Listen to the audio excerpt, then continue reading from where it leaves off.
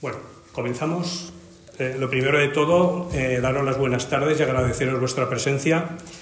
Soy José Luis Morales, presidente de la Asociación Tarraíces, y siempre, como cada vez que tenemos un acto en este Centro de Historias, extiendo también el agradecimiento a todo el personal del Centro de Historias que nunca nos ha puesto ninguna pega, algo que hoy en día pues es digno de alabar. A modo para una pequeña introducción, cuando uno tiene una dolencia, tiene un problema de salud y acude al médico, todos entendemos o todos tenemos en cabeza el que es absolutamente necesario que ese médico haga un diagnóstico acertado para podernos así curar la dolencia. En la sociedad actual pues sucede una cosa bastante similar. Desde nuestro punto de vista, la sociedad que se ha venido denominando la Occidente se halla en un momento de auténtica caída libre, prácticamente en un auténtico autosuicidio, y si queremos poder tratar de solucionar los problemas que va teniendo la sociedad, pues es fundamentalmente recordando este símil que os comentaba de la sanidad, es absolutamente fundamental que para poder resolver los problemas que va teniendo nuestra sociedad, pues sepamos acertar con el diagnóstico y entendamos un poquito qué es lo que le está pasando a esta sociedad. Bien es cierto que para entender lo que sucede en la sociedad actual es una tarea que no es para nada fácil. Todos sabemos que vivimos en una España donde un porcentaje grandísimo de personas no ha leído un libro desde que salió de primaria. Algunos, si han dejado primaria muy recientemente, pues a lo mejor ni incluso en el colegio. Hay un porcentaje también muy demasiado alto de la sociedad que cree que todos los problemas que existen simplemente es una mera cuestión de ver quién ocupa o no el sillón en la Moncloa, que todo se traduce o puede darse fin a esos problemas con un cambio de inquilino. Y también, desgraciadamente, vivimos en una sociedad en la cual hay un porcentaje altísimo de personas que está absolutamente dispuesto a seguir votando a los suyos, aunque estos suyos desarrollen una serie de políticas que le hagan incluso pasar hambre. Desgraciadamente es algo con lo que nos enfrentamos todos los días. Nosotros somos también una asociación, como asociación cultural, muy preocupados por todo lo que acontece en el ámbito educativo. No renunciamos a esa desaparición del espíritu crítico, que debe ser uno de los estandartes principales en los cuales movernos en el ámbito educativo, máxime en el universitario. Espíritu crítico que está siendo absolutamente vapuleado por toda clase de inclusiones o de imposiciones, mejor dicho, que vienen por el tema globalista. Y entonces, viendo un poquito todo este panorama, somos conscientes que a día de hoy la tradicional dicotomía que existía entre las izquierdas y las derechas, pues bueno, se entiende todo mucho mejor si tenemos un poco claro que a día de hoy existen dos bandos. Hay un bando que es el globalista, que es el que tiene en la máxima cúspide o en el poder a personas de empresas muy importantes en el ámbito sobre todo financiero, que tienen el control prácticamente absoluto de todos los medios de comunicación y de todos los partidos políticos, o de casi todos. Y hay, por el contrario, una serie de personas que apostamos por seguir defendiendo frente a todo este totalitarismo globalista, pues la idea de la soberanía nacional, la libertad individual de las personas, el derecho a la vida, la familia tradicional como un auténtico pilar que sujeta a cualquier civilización, un modelo de enseñanza que se base en el conocimiento. Para colmo de males, ya sabemos que no hay nunca, los problemas nunca vienen solos. Tenemos también en España el problema del separatismo, cada vez más enquistado, cada vez más metido en las instituciones y cada vez más metido incluso en el mismísimo gobierno de la nación.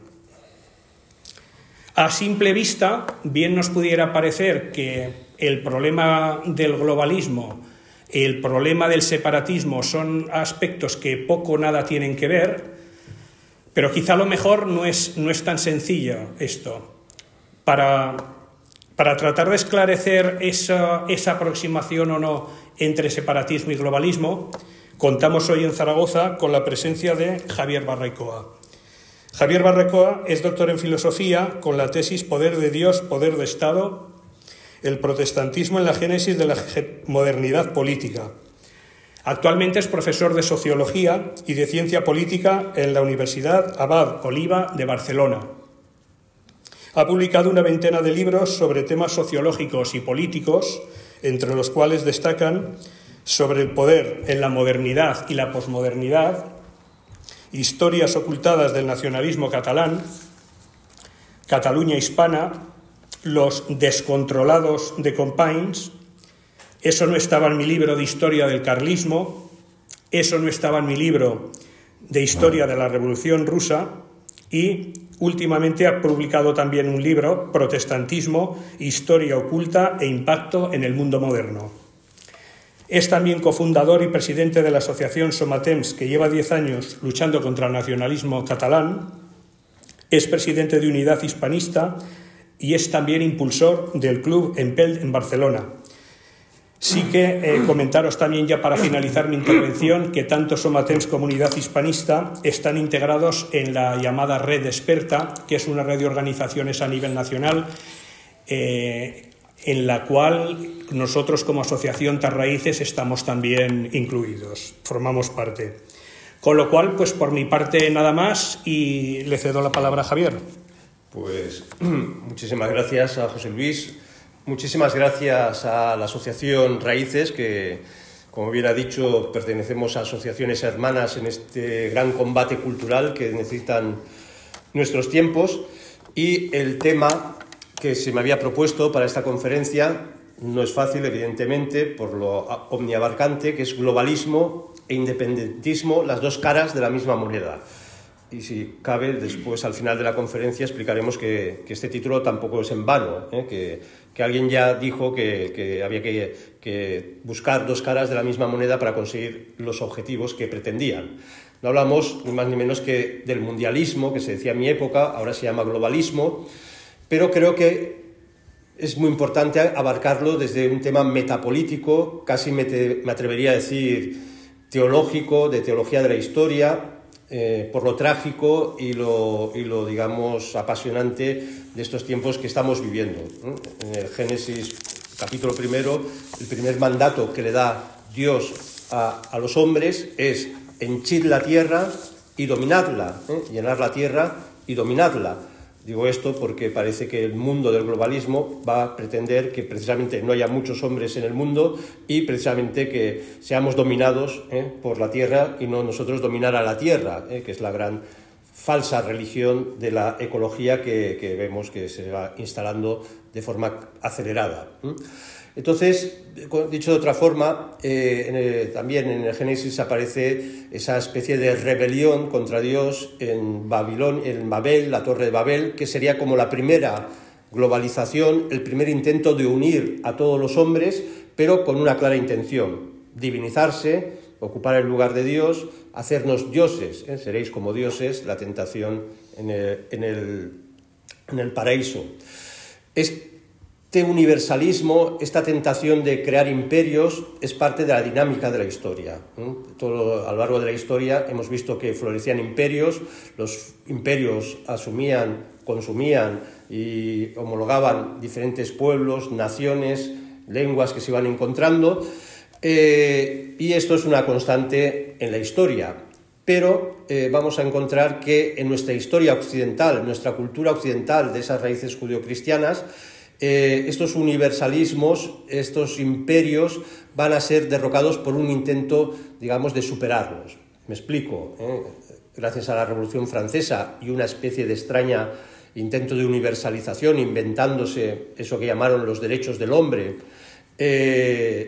vimos cómo Napoleón somete al imperio austriaco, último imperio católico que quedaba en Europa, y consigue retirarle el título de emperador del Sacro Romano Imperio Germánico. Llegará el siglo XX y en el siglo XX, en la Primera Guerra Mundial, caerán los últimos dos grandes imperios, el Imperio Austriaco y el Imperio del Zar, el Imperio Ruso. Y solo quedará el Imperio Británico, que también veremos que caerá después de la Segunda Guerra Mundial, pero ese va a ser el pivote en el cual se va a intentar la nueva globalización, que es la anglosajona, es la liberal, es un tipo de globalización que explicará luego muchas cosas que iremos viendo. Bien, Toynbee, el gran historiador Toynbee, decía que todos los intentos de conseguir una cultura universal siempre han fracasado.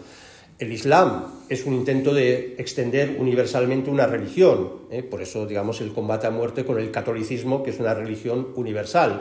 El comunismo no dejó de ser un intento de globalización y universalización bajo las categorías del ateísmo materialista. Bien, en toda la modernidad hemos visto cómo se han acelerado esos intentos de crear esta globalización. Pero es después de esa Primera Guerra Mundial donde lo que han triunfado van a ser los estados modernos, el Estado-nación, fruto de la Revolución Francesa. Será a partir de estos estados-nación cuando o sobre ellos se va a intentar nuevamente el proyecto de globalización. La Unión Europea, pequeño paréntesis, es evidente que es un estado de estados, es un paso más a ese proyecto de una globalización universal. Tiene que estar al servicio de una globalización universal.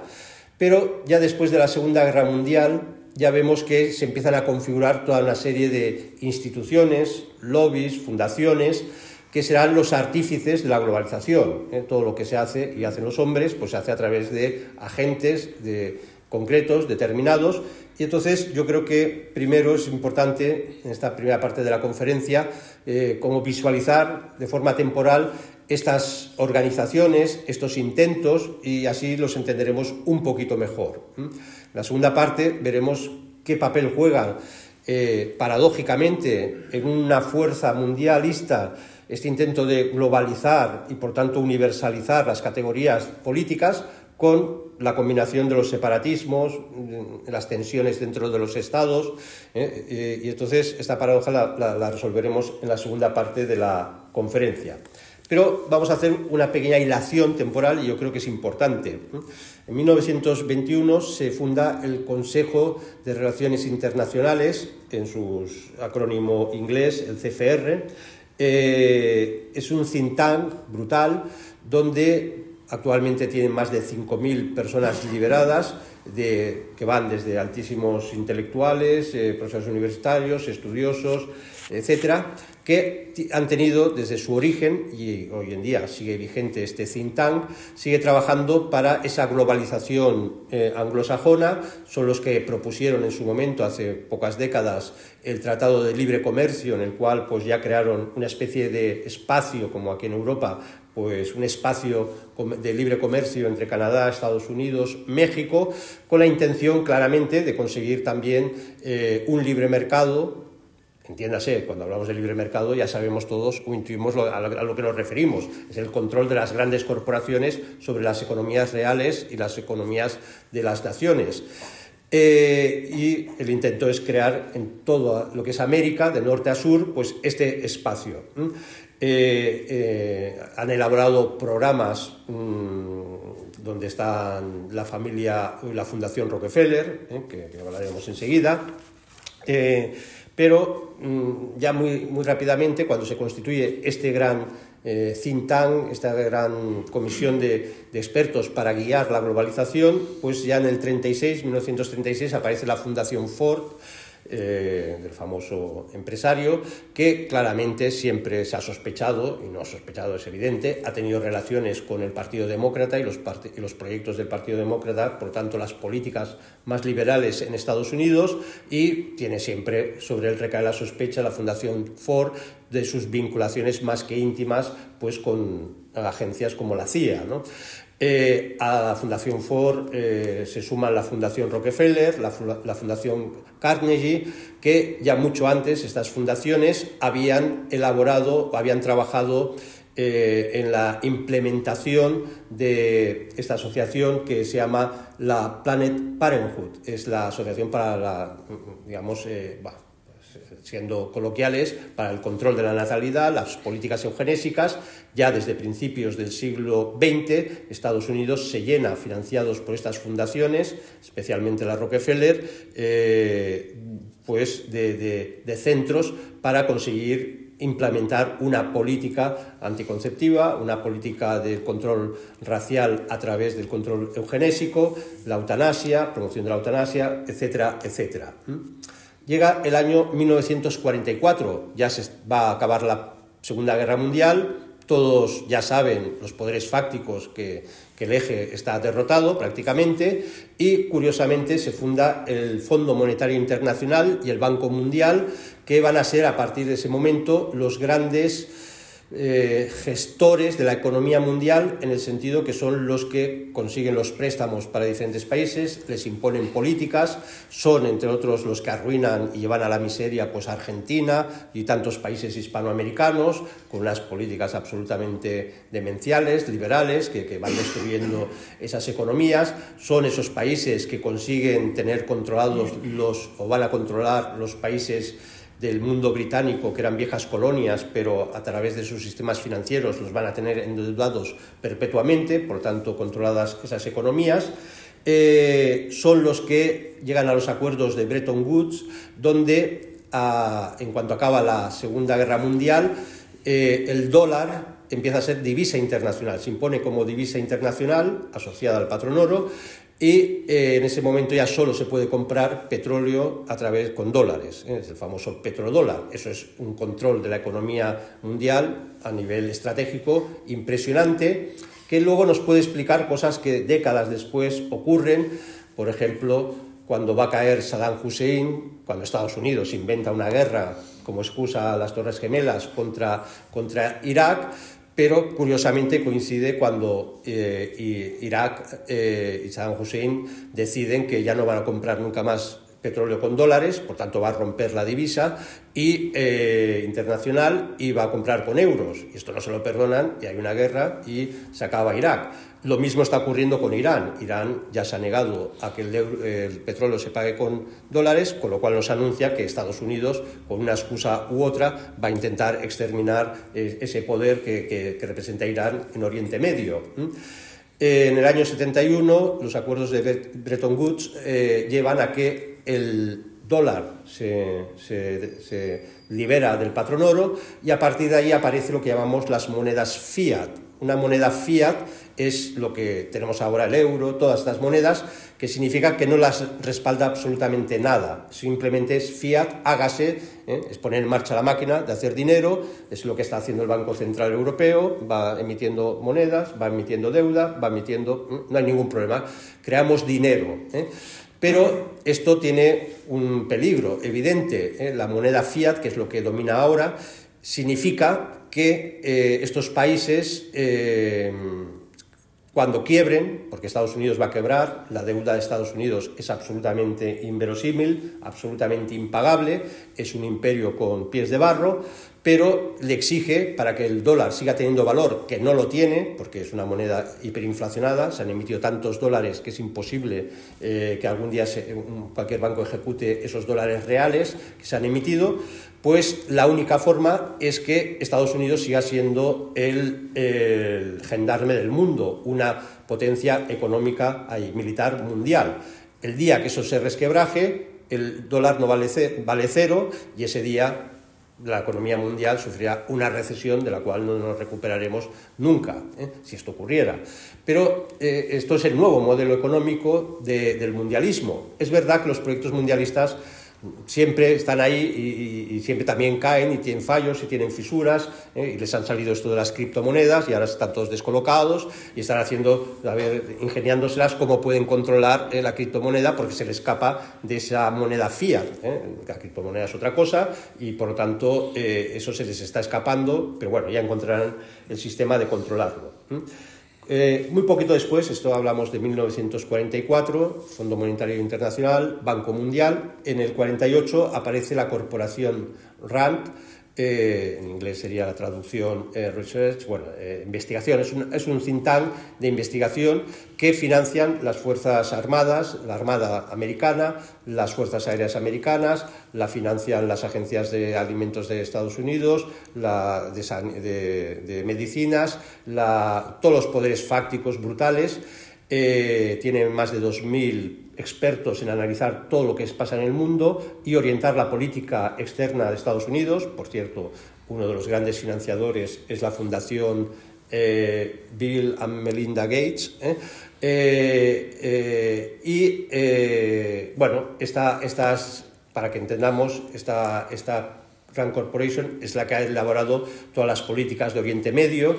Y hace unas décadas yo leí un informe de esta corporación, de este think tank, y ya diseñaba algo que estamos empezando a ver, que es que había que cambiar toda la estructura de Oriente Medio, había que conseguir derrumbar los regímenes de Irak y de Irán. Esto hablo de un diseño ya de los años 70, porque el plan es el siguiente: Siria tiene que ser un Estado fallido, y cuando se consiga que sea un Estado fallido, se podrá llevar a todos los palestinos de Israel y situarlos ahí, y por fin Israel será un Estado racial, porque solo habrá israelitas, solo habrá judíos. Esto ya está escrito en los años 70 y vemos que, casualidad o no, todas estas aplicaciones geopolíticas están ocurriendo. En 2020 la Rand Corporation elaboró un plan de cómo hundir a Rusia, orientando toda la guerra de Ucrania, todo el conflicto ucraniano, y con clara intención de que era un contrapeso al mundialismo Rusia y por tanto había que colapsarla, y era a través de una guerra OTAN-Rusia, con lo cual vemos que también esto se va cumpliendo. Muy poquito después, 1954, aparece el famoso ahora Club Bilderberg. Digo famoso ahora porque en mi época no sabíamos 4 que existía, y hablabas y decías, bueno, tú ves fantasmas, ¿no? Como las brujas, ¿no? Te trataban como un loco. Ahora pues hay libros, ahora Internet está lleno de ello. Pero bueno, el Club Bilderberg, que se llama así por el hotel que los acoge en Holanda, el príncipe Bernardo de Holanda acoge a políticos americanos, a dirigentes europeos, por una gran preocupación, que es que notan que en Europa se está creando un ambiente antiamericano, por tanto antianglosajón, por lo tanto antiglobalista, y hay demasiadas simpatías a esa Rusia, que todavía es la Rusia soviética. Pero aquí ya intuiremos, al menos es la intención de esta conferencia, que lo que está ocurriendo ahora en la guerra de Ucrania ya no es un problema, es el mismo problema, mejor dicho, que estos veían, porque que los capitalistas fueran contra el comunismo no era un problema ideológico, era un problema geopolítico. Era el mundo anglosajón contra algo que les impedía, que era el mundo ruso, que en ese momento era comunista y en ese momento era lo que fuera. Pero esto les espanta, entonces se crea este foco de intelectuales, políticos, muchos empresarios en torno al Club Bilderberger. Allí está uno de los fundadores, es David Rockefeller, que estaban todos los saraos en esos momentos y durante muchas décadas. Este hombre murió en el 2017 con 101 años, o sea, imagínense lo que le ha dado tiempo, la mala hierba nunca muere. Bueno, este sí, al final murió. Y también estaba Rothschild, Jacobo Rothschild, que ya conocen a los Rothschild. Bueno, este también vivió casi 100 años, 97 creo, y ha muerto hace escasamente un año, creo recordar. Pero bueno, eso estaba ahí, ya se iban pergeñando esas redes de agendas mundialistas que poco a poco hemos ido conociendo.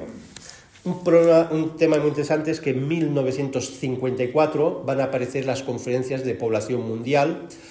La primera es la de Belgrado en el año 65, luego vendrá la de Bucarest, luego vendrá la de México y luego vendrá la famosa del Cairo en 1994. Digo que es famosa por lo siguiente: en las primeras, bueno, bien no se sabía, parecía que había que reunirse para ver el problema mundial demográfico, si era un problema, no era un problema. Curiosamente se hace en capitales que son de países comunistas, o en México, que todavía está controlado por el PRI, que es un partido revolucionario, digamos, de izquierdas, y la siguiente es en el Cairo. en el Cairo es muy importante, a mí ya me cogió estudiando, ya en la universidad, ya daba clases y me inspiró para escribir un libro sobre demografía. Y esta es muy importante porque se empieza a ver que se está programando un globalismo donde el control de la masa de población es muy importante. Y ya no solo un control político de lo que se hace, de lo que se dice, de lo que se legisla, sino un control cuantitativo. ¿Cuánta gente tiene que haber en el mundo? Y se empieza con muy buenas palabras. Vamos a la salud reproductiva. Bueno, sí, muy bien. En salud reproductiva sabemos que son anticonceptivos y aborto. Esto es la salud reproductiva. Pero bueno, ahí ya se va pergeñando muy bien lo que se va a ser esa especie de atentado o lucha contra ese primer mandato que hemos dicho del Génesis. Henchid la tierra. No, hay gente que no quiere que la tierra esté llena, que haya gente. Se empieza a plantear como un problema, como un drama.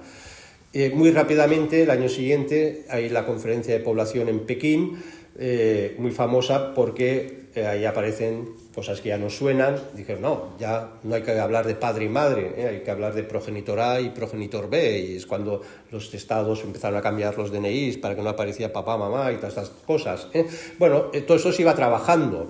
Lo que estoy intentando decir y estoy intentando exponer y seguir exponiendo es que las cosas no son por casualidad, las cosas se van articulando, se van creando las redes, se van creando los think tanks, se van creando los poderes mundialistas, se van articulando entre ellos, las grandes corporaciones económicas, bueno, y esto se va viendo.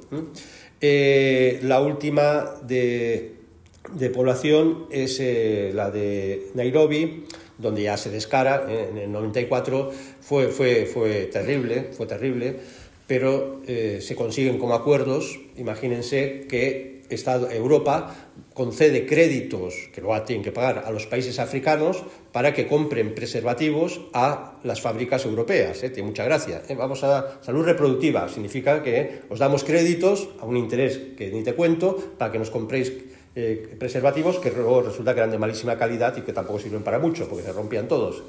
Bueno, esto era el gran diseño. Para investigar estas cosas es relativamente fácil.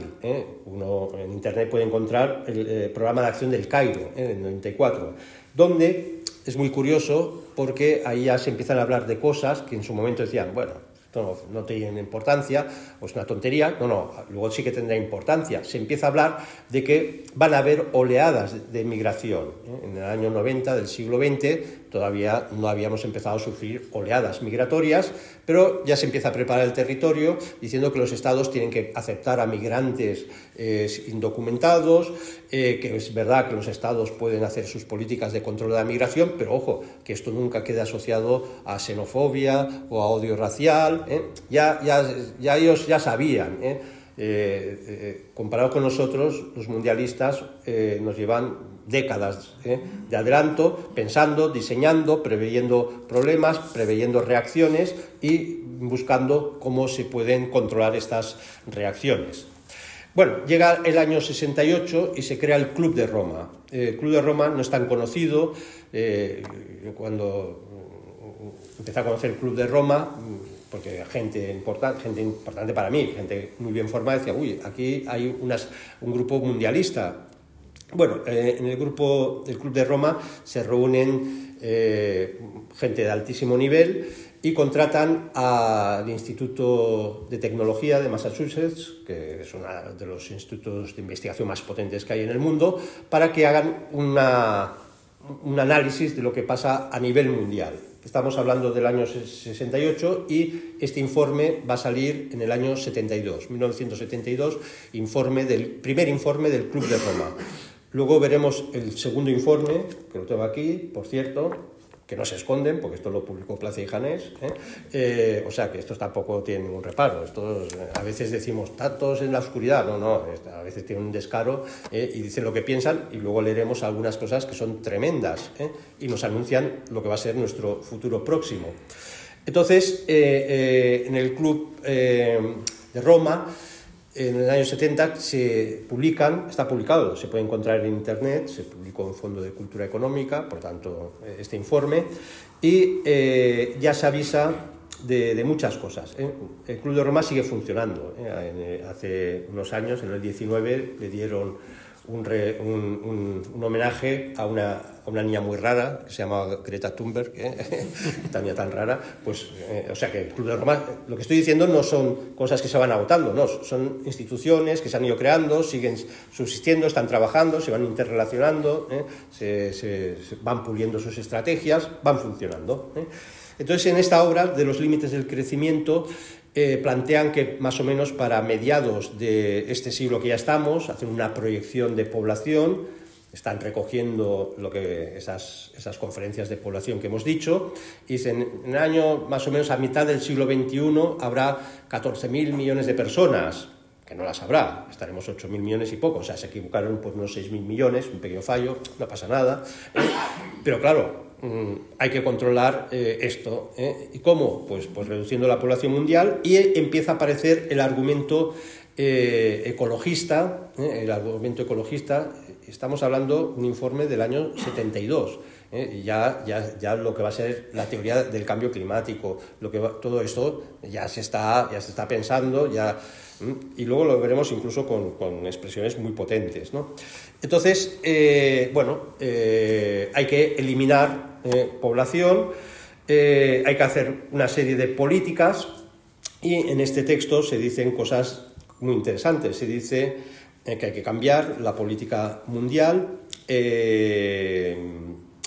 pero como esto va a ser muy traumático, dicen, hay que empezar a transformar las ideologías, la forma de pensar de la gente. Ya nos empieza a prefigurar que ellos saben que hay que hacer ingeniería social, hay que cambiar la mentalidad. Esas políticas en esa época, en los años 70, 80, 90, todavía del siglo XX, todavía había mucha gente normal, con 4 ideas sencillas pero bien situadas, y por lo tanto ni hubieran entendido lo que era la transexualidad, ni hubieran entendido lo que eran las parejas homosexuales, ni hubieran entendido nada de nada. Con lo cual, primero hay que cambiar las mentalidades. Llegan a hablar de que hay que iniciar nuevas formas de pensamiento. Imagínense, gente que dice, bueno, vamos a cambiar el mundo, pero primero hay que cambiar la mentalidad de la gente. Aquí ya, y luego lo veremos explícitamente, ellos son los primeros que nunca se han creído la democracia, ¿no? El poder es lo que la gente decide. No, vamos a cambiar la mentalidad de la gente para que luego decida lo que nosotros queremos decidir. Claro, esto es evidente. Bueno, esto seguimos avanzando. En el año 71 se crea el Foro Económico Mundial, el famoso Foro de Davos, que se empezó a hacer famoso porque un periodista dijo, ahí se reúnen tíos muy importantes, y es verdad, en Suiza se reúnen una semanita, en una semanita no se llegan a acuerdos de cambio mundial, ni eso se va para verse, porque todo lo que se trabaja a otros niveles. Lo que nadie sabe es que el Foro Davos o el Foro Económico Mundial tiene asambleas regionales en Asia, en África, en América del Sur, y estos se van reuniendo, van trabajando, y nosotros no, solo cuando sale la foto de Suiza, que hay un periodista que ha sacado que iba no sé quién, bueno, así nos tienen siempre entretenidos y atontados, pero el Foro Económico Mundial es un nivel de encuentro de élites muy potente. Luego, en 1973, se crea la trilateral, la Comisión Trilateral. En estos momentos todavía la Unión Soviética es fuerte, hay un combate con esta globalización anglosajona, y Rockefeller, David Rockefeller, decide impulsar, él le llama una comisión internacional para la paz y la prosperidad. Pero bueno, la intención es crear un sistema de control capitalista, derrocar o tumbar definitivamente al comunismo, que habían sido ellos mismos los que los habían financiando a los bolcheviques y la revolución bolchevique, porque pensaban, a lo mejor con este sistema controlamos al mundo. Luego descubrieron que ese sistema no se aguantaba y dijeron, pues ahora con el capitalismo a ver si controlamos el mundo. Ellos siempre han jugado a los grandes sistemas de control económico.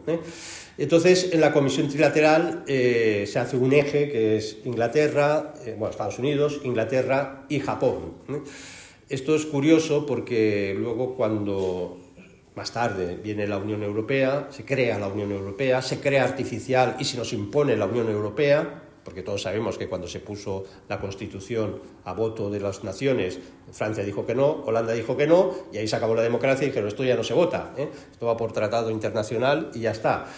Pero la idea era que cuando apareció el euro como moneda universal en Europa, que fuera siempre al mismo nivel que el dólar, que era el mismo valor que el dólar y el mismo valor que el yen, y así era la prefiguración de lo que iba a ser una moneda internacional.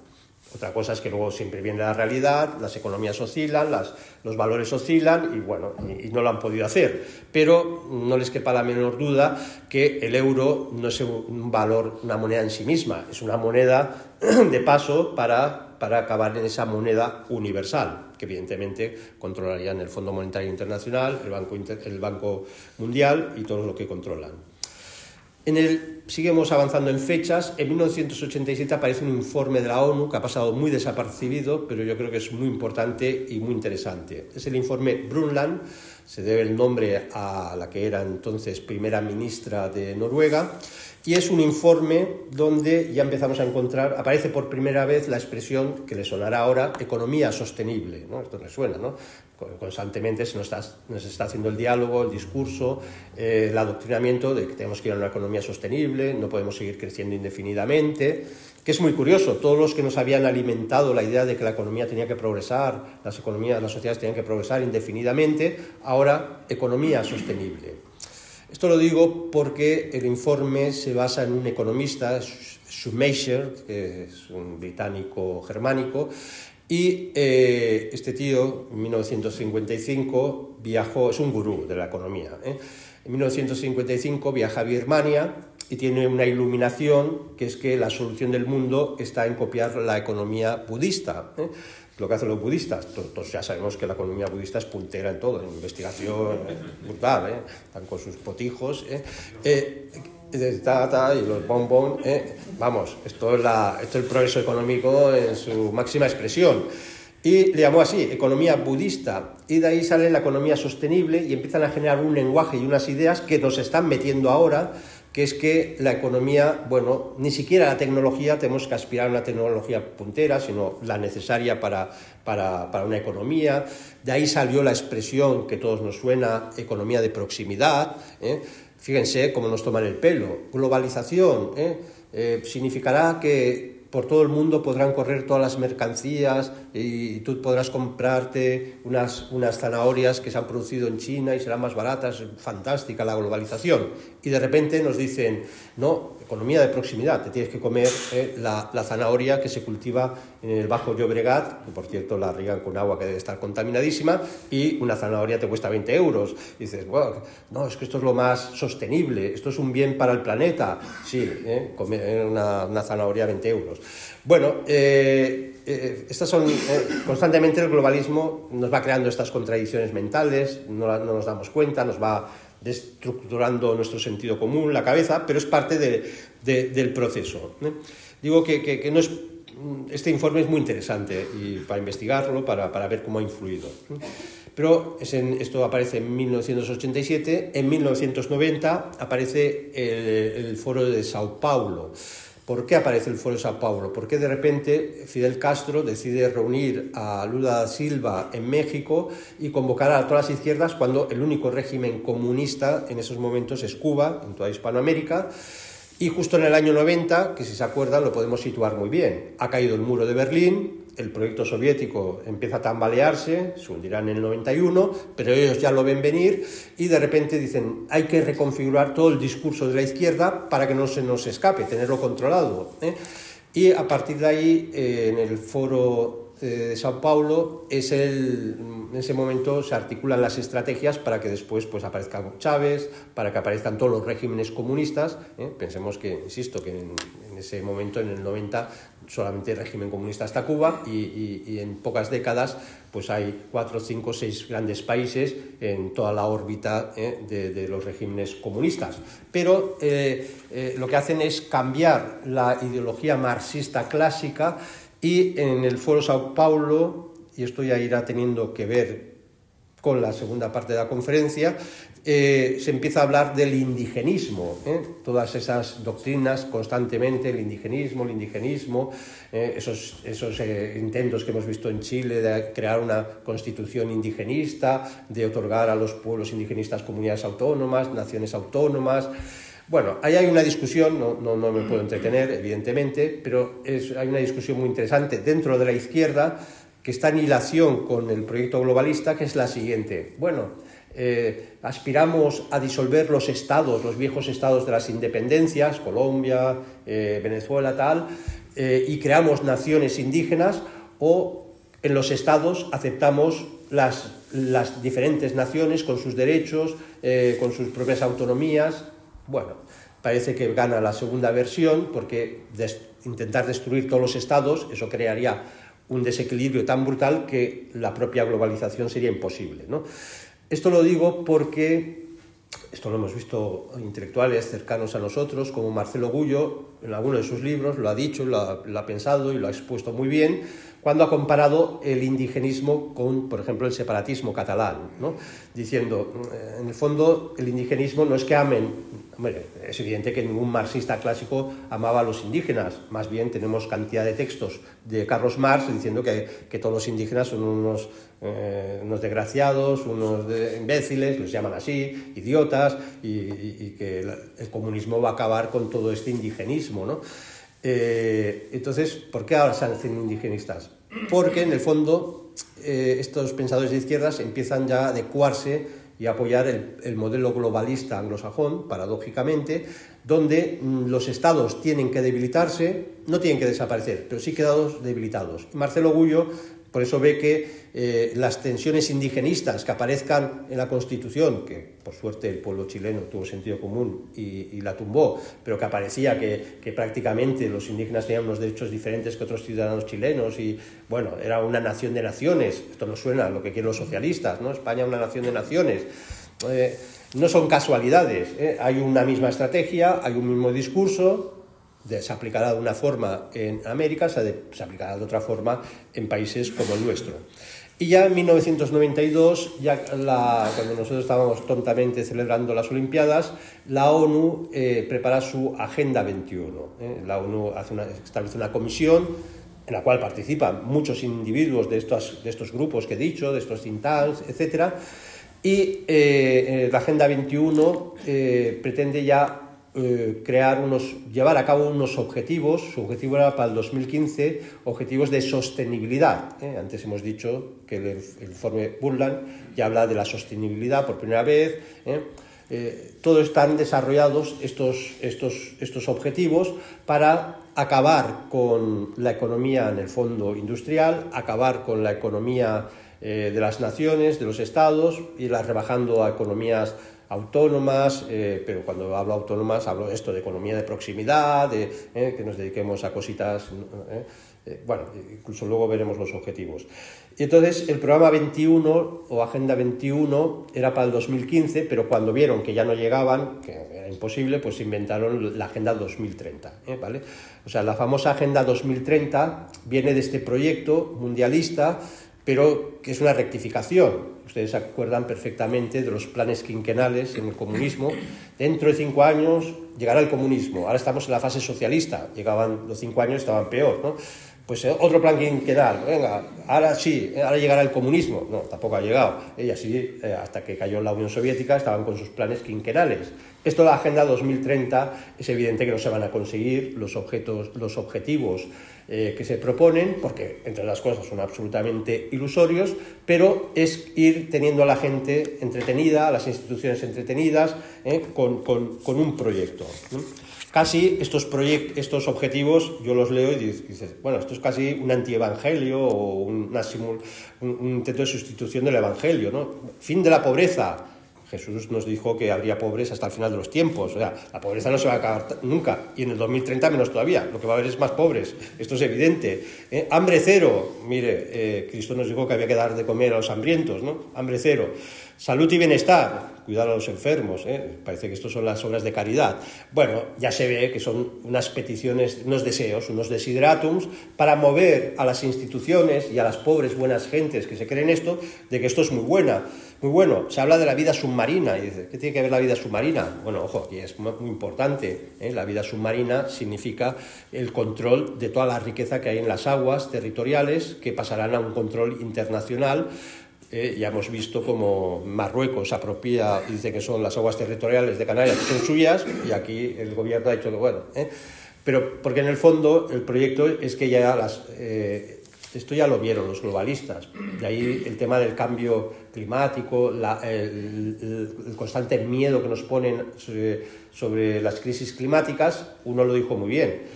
El clima no entiende de fronteras. Por lo tanto, si hay calentamiento, lo hay a un lado de la frontera y al otro lado de la frontera de cualquier país. Con lo cual, problemas globales necesitan gobiernos, políticas globales, y políticas globales necesitan gobiernos globales, mundiales, y gobiernos mundiales necesitan un control económico mundial y una moneda mundial. Esto es evidente, ¿no? Pero bueno, no nos entretendremos en esto de la Agenda 2030 porque es tal delirio que la gente se lo cree y se emocione con esto que bueno, si hemos llegado hasta aquí es que estamos perdidos. En esto llegamos a Soros. Bueno, ¿qué tiene que ver Soros con esto? En cierta medida, mucho, y sobre todo no tanto por él sino por sus antecedentes intelectuales. Soros, aunque parezca mentira, estudió, y aunque parezca mentira, ha escrito cosas, y es curioso, y si se leen las cosas dices, no se calla, dice lo que piensa. Otra cosa es que la gente nunca lea las cosas. Y Soros tuvo como maestro, fue a las clases de Popper, de Karl Popper, que escribió la famosa obra La sociedad abierta y sus enemigos, que era una defensa del capitalismo frente al comunismo, que lo consideraba una sociedad cerrada, y entonces ya aspiraba Popper a que la paz mundial vendría con un mercado mundial y por lo tanto un libre mercado mundial, que por cierto está siempre todo regulado. En todas las conferencias digo que el único mercado libre es el narcotráfico y el mercado negro, porque lo demás todo está absolutamente regulado, por mucho que digan. Pero bueno, es esa idea de universalización. Ya estaba en Kant, la democracia universal, que unirá a todos los pueblos, nos traerá la paz universal, etc. Entonces Soros bebe de Popper, de esta obra, La sociedad abierta y sus enemigos, y por eso crea la Fundación Sociedad Abierta, la Open Society Foundation, porque su maestro es este, ¿no? Entonces, veamos las intenciones que él mismo explica. No es teoría de la conspiración, porque no nos inventamos nada, sino lo que él dice. Dice Soros en una carta, precisamente contra Orbán, en Project Syndicate, un portal internacional, dice: ¿qué queremos? Crear sociedades abiertas. Ojo, y ahora viene interesante, una sociedad abierta que es multiétnica, multicultural, acelerando la migración. Luego explicaré también alguna idea de Soros, su estrategia, y veremos que nos cuadrarán las cosas. Y desmantelar la toma de decisiones nacionales, poniéndolas en manos de la élite mundial. Esto no me lo invento yo, esto está publicado, esto se puede leer, no miente. Si hay que decir algo a favor de Soros, es que no miente. Crear sociedades abiertas, multiétnicas y multiculturales, esto tiene un sentido, porque los viejos Estados-naciones habían, más o menos, en Europa, habían conseguido una cierta uniformización, incluso cultural, racial, y esto otorgaba como, digamos, refuerzo a la idea de soberanía. Ahora bien, una vez creas sociedades multiculturales, que es lo de las constituciones indigenistas, ¿no? Ya no hay idea de ciudadanía, por tanto no hay idea de Estado, o no se sostiene la idea de Estado, y entonces caes en una debilitación de la soberanía y de la legalidad de los Estados. Y esto lo tenía muy claro. No leo la contestación de Orbán porque es muy larga, pero le dice que otra sociedad es posible. Hay un libro de Juan Antonio de Castro, que Soros, rompiendo España, es profesor de la Universidad Complutense, da muchos datos, y se puede ver cómo Soros ha alentado el separatismo catalán, por ejemplo. No porque le gusten las fabas y las butifarras o los castells, que bueno, son los catalanes, no, porque es plan de una estrategia que enseguida vemos como él mismo la explicita. He hecho una recopilación breve, muy sucinta, de lo que ha ido pagando. Solo se ha pagado 2,8 millones de euros para financiar el famoso Diplocat, que es la agencia catalana de esto. Ha pagado 300.000 euros cada año a la Freedom Files, que es un lobby en Bruselas para blanquear a los terroristas de ETA y para blanquear a los que se fueron deteniendo en el proceso catalanista, separatista, la European Stability Initiative, que también es un lobby europeo también para blanquear los movimientos nacionalistas como el catalán, 50.000 euros al Instituto de Derechos Humanos de Cataluña. Uno se plantea, ¿y por qué La Sexta nunca habla mal del catalanismo y del separatismo? Hombre, porque Soros, a través de Gala Capital, que es una financiera, pues financia a La Sexta. Ha financiado la app Baldoni, que es una app que se estuvo a punto de aplicar, que era brutal porque se podía haber hecho un referéndum absolutamente virtual en Cataluña, con todo un sistema informático. Han financiado los CDRs, etcétera, etcétera. Aquí un pequeño inciso, igual luego salen las cuestiones de las preguntas, pero cuando se ha dicho Rusia quería favorecer el independentismo catalán, bueno, Rusia lo que hizo es pagar unos bots y tal para agitar un poco, más que nada porque en el momento que estaba pasando en Cataluña nuestro procesismo, estaban con los acuerdos entre Ucrania y Rusia, y entonces dices, no me dejáis aspirar al Donbass y todo eso que creo que nos pertenece, que tienen que ser autónomas, pues ahora os fastidio y creo ambiente. Pero Rusia, evidentemente, no iba a traer, como decían, 11.000 soldados a Cataluña a defender la independencia. Entre otras cosas, ¿cómo iban a venir? Desfilando por medio Europa. Un delirio, ¿no? El que ha metido dinero es Soros, es la Open Society Foundation, evidentemente, otros también. Pero esto corresponde a una estrategia que el mismo Soros la cuenta, la explica, en sus obras. Él habla, inspirado en esa escuela de Popper, que los cambios sociales, incluso le iba a decir, dice, las democracias tienen que ser tratadas con ataques, con choques, porque para imponer la democracia hemos de acabar, esto es una idea muy paradójica, con la idea de soberanía. Sorprendente, porque su idea de democracia no es la misma que la que imaginamos nosotros, y lo que sí que tiene claro que hay que acabar con la soberanía. ¿Cómo se consigue? Con lo que él llama, y lo escribe en sus obras, una estrategia de choque frontal.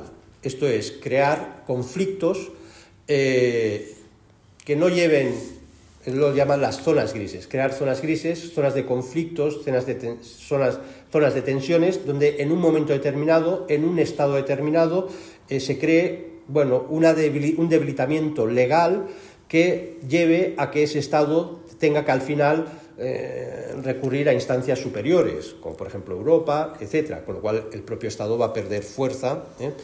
Esto lo vimos en Yugoslavia. ¿Se acuerdan que la Yugoslavia que existió desapareció de golpe, creando unas guerras civiles brutales porque Estados Unidos y la OTAN deciden intervenir sin resolución de la ONU? Y eso lleva a que los pobres serbios se tienen que defender, claro que hay muertos, y su líder, Milosevic, pues al final es encausado en el Tribunal Supremo de La Haya. Eso refuerza la idea de un derecho internacional por encima de los derechos locales nacionales, y por cierto, Milosevic apareció muerto en su celda, como tantos y tantos que se opusieron al mundialismo o al proyecto de Estados Unidos. Pero esto es lo que vimos en Siria, como he dicho, de repente, ¿por qué el ISIS, que es teóricamente el islamismo más radical, todo el mundo sabe que lo financia la CIA, lo financia Estados Unidos, para cargarse la legalidad vigente, que es la del régimen de Bashar? ¿Qué ha creado? Pues un sistema, digamos, un Estado fallido, nunca mejor dicho, donde la última legalidad vigente va a ser la ONU, y al final ya verán, como tarde o temprano, eso va a ser, como he dicho antes, el lugar donde depositar 2 millones de palestinos que están machacando y conseguir el proyecto sionista de Israel.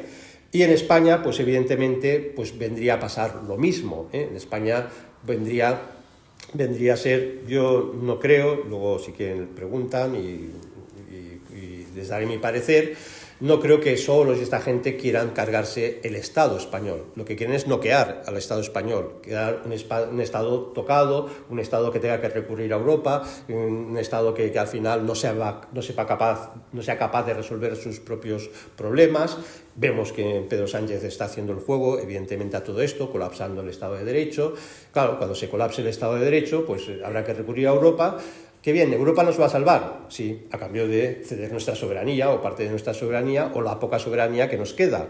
No sé si me explico. Bueno, dicho esto, creo que es muy importante y quiero ser fiel a...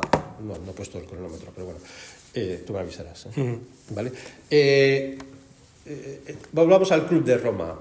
Podríamos volver a todos estos grupos, think tanks, sus documentos, son todos muy interesantes, pero en el año 91 el Club de Roma sacó su segundo informe. Insisto, no se escondieron, yo estaba en una librería, como siempre, mirando libros, mirando comprar, y digo, anda, estos tíos han publicado esto, y lo leí, y digo, anda, y son capaces con todo el descaro de decir esto, ¿no? Teóricamente es un grupo secreto de una élite mundialista y sus planes de dominar el mundo, y lo decían con toda tranquilidad, ¿eh? Por tanto, muchas veces la culpa de que estos avancen es culpa nuestra de no ponernos las pilas, no formarnos, no hacer frentes culturales, no difundir, ¿eh? Está, insisto, editado en Plaza y Janés, imagínense, ¿eh? En este documento, en este libro, los expertos que han contratado dicen cosas tremendas, ¿eh? Voy a leer algunas que también nos ayudarán a entender por qué el independentismo o los movimientos nacionalistas independentistas sirven al globalismo. Porque no son lo opuesto, es una misma estrategia, son dos cosas de una misma estrategia. Leo literalmente, por ejemplo, página 39, un epígrafe que titula Despertar de las minorías y nacionalismo. Dice, bueno, cada vez hay una tendencia a que haya unidades políticas más altas. Vimos cómo se creó la Unión Europea, cómo se han creado los grandes tratados de libre comercio en América del Norte, etc. Igualmente ocurre en Asia. Y dice, y esto lleva a que la gente tenga recelos de estas estructuras de poder, estas estructuras excesivamente centralizadas. Y entonces, como contrapeso, van a aparecer movimientos nacionalistas, incluso separatistas. Dice, el aparente conflicto deriva de la dificultad de reconciliar dentro del sistema político existente estas dos tendencias aparentemente contrarias, pero esta tendencia, el epicentro es el Estado-nación. El globalismo y el independentismo, en medio tiene el Estado-nación. ¿Qué hacemos con el Estado-nación? El globalismo exige que se disuelva el Estado-nación. El nacionalismo, separatismo, independentismo debilita al Estado-nación. Por tanto, si hay movimientos separatistas, independentistas, no van contra la globalización, van para debilitar los estados que pueden ser un obstáculo para el proceso y la cesión de soberanía de cara a un globalismo. Esto lo dicen ellos. Y sigue diciendo, página 38, para la mayoría de países la erosión de la soberanía puede constituir un movimiento positivo hacia el nuevo sistema mundial. Esto es divertidísimo, ya te lo dicen. Año 91, están diciendo, bueno, vamos a ir a una situación que los estados perderán soberanía. Esto es positivo, esto es muy bueno para este mundialismo, para este sistema mundial. Dice, y todo esto requiere, el mundialismo, el globalismo, limitar la democracia. Aquí ya no se cortan un pelo, pero insisto, esto no lo esconden, esto está publicado, yo lo compré y yo lo he leído. Límites a la democracia. Los gobiernos han llegado ya a comprender que el efectivo despliegue de su más estimado derecho, su soberanía, requiere que sea puesta en común con la soberanía de otras naciones. Aquí olvidaros, uno es muy divertido cuando lee el proyecto de Constitución Europea, ese que por fin se dejó de votar porque Francia y Holanda dijeron que no. Era muy divertido porque ponía competencias de la Unión Europea y propias de la Unión Europea, X. Competencias de la Unión Europea y compartidas con los Estados-nación, X. Entonces uno esperaba encontrar competencias de los Estados-nación. y no aparece el epígrafe, no hay. O sea, dices, aquí, ¿cómo es posible que millones... Aquí en España sí, fue el primer país que se votó y se votó sí, porque somos tontos, evidentemente. Nadie se lo leyó, pero es evidente que aquí nos están cercenando la soberanía y impulsados por los demócratas que dicen que el ídolo es la soberanía nacional. Bueno, una tomadura de pelo impresionante. Y sigue, no quiero alargarme, pero es que no tiene pérdida. Entonces dice, la situación, ellos mismos lo reconocen, la situación actual es un tanto paradójica. Por un lado, la complejidad y los análisis de este sistema, ¿no? Para gobernar un sistema global hay que centralizar, centralizar significa que el poder esté en manos de unas 4 corporaciones, 4 élites, todo esto. Pero nos vamos a encontrar que también hay demandas de independencia y de autonomía. Y dice, estos dos enfoques, y aquí viene el título de la conferencia, dice el texto, estos dos enfoques en el fondo son realmente dos caras de la misma moneda, ellos lo dicen. Esto tiene muy claro, tienen que fomentar movimientos separatistas, nacionalistas, tensiones en los estados constituidos. No, insisto, no creo que les interese estados fallidos, porque entonces la propia Unión Europea no les serviría, pero sí estados muy tocados, estados sin soberanía, estados descolocados y esto. Luego, es curiosísimo, yo me quedé pasmado, ellos mismos se ríen de los políticos demócratas, ellos mismos se ríen, con lo cual es un aviso para navegantes que la clase política o la casta política, ellos ya la consideran como, bueno, son serviles, da igual, y estos poco a poco habrá que cambiarlos. Es que se están riendo de la democracia, yo también me río, normalmente de la democracia, pero ellos se ríen y ellos se pueden reír y yo no, porque me acusan de algo, ¿no? Y dice lo siguiente, nueva clase política, un epígrafe del segundo informe del Club de Roma. Estoy leyendo literalmente. Claro, ¿cuál es el problema de los políticos? Dicen, ellos mismos critican. Claro, es que tienen que gobernar, las elecciones son cada 4 o 5 años y así no se puede gobernar. Claro, los problemas son a largo plazo, cosa que hemos defendido muchos. La democracia, si los políticos miran solo a 4 años, nunca podrás tener una política de Estado, nunca podrás... Eso que criticábamos a nosotros y nos acusaban, ya saben ustedes de qué, de repente los mundialistas lo pueden decir con toda tranquilidad. Este sistema no funciona, esto de elegir cada 4 años, esto no puede ser. Están abogando por una casta tecnocrática que sea la que dirija el mundo y a estos no hay que elegirlos nadie. Y ellos mismos dicen, página 195, dice, en la actualidad, año 91, quienes se presentan a una elección tienden a ser individuos con vanidad, con deseo de poder. Esto es cómo se puede gobernar el mundo, ¿no? Esto hay que acabarlo, Nos están diciendo, olvidemos, la democracia está caduca, nosotros mismos la vamos a caducar, no va a ser la ultraderecha, no. Aquí un mundialismo no puede permitirse votar cada 4 años quién gobierna el mundo, no sé si me explico, Esto no, es indiscutible, Y así seguiríamos sin parar. Pero acabo con algo que enlaza con el principio. Al principio he dicho que hubo un primer mandato de Dios, ¿no? Henchid la tierra, dominadla. Hubo un personaje en el siglo XIX, fundador de la sociología, disciplina que represento, que, digamos, todas sus categorías mentales las elaboró en un sanatorio mental porque había cogido la sífilis, quería redimir a la humanidad, pidió una prostituta y dijo, esta representa a la humanidad, se acostó con ella y, claro, cogió la sífilis.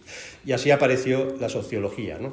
Bueno, y habla de que tiene que venir una nueva religión, todas las religiones eran falsas y ahora tiene que venir la religión de la humanidad.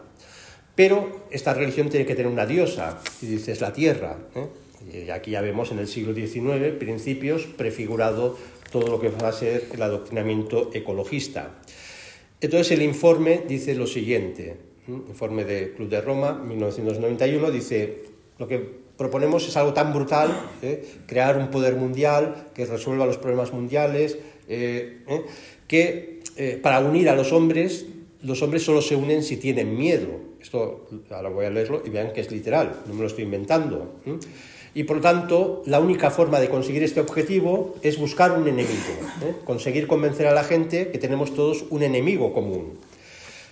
Y dice, leo literalmente, en la búsqueda de un nuevo enemigo que nos una, encontramos la idea de que la contaminación, la amenaza del calentamiento de la Tierra, la escasez de agua, el hambre y otras cosas por el estilo cumplirán adecuadamente el papel. Esto ya lo tiene muy claro. Todo el miedo climático que están creando día y noche a través de todos los medios habidos y por haber de comunicación, ellos ya lo saben, lo dicen literalmente. Es para cumplir un papel, que todos nos unamos en favor de ese poder mundial que nos va a redimir de los males de la humanidad.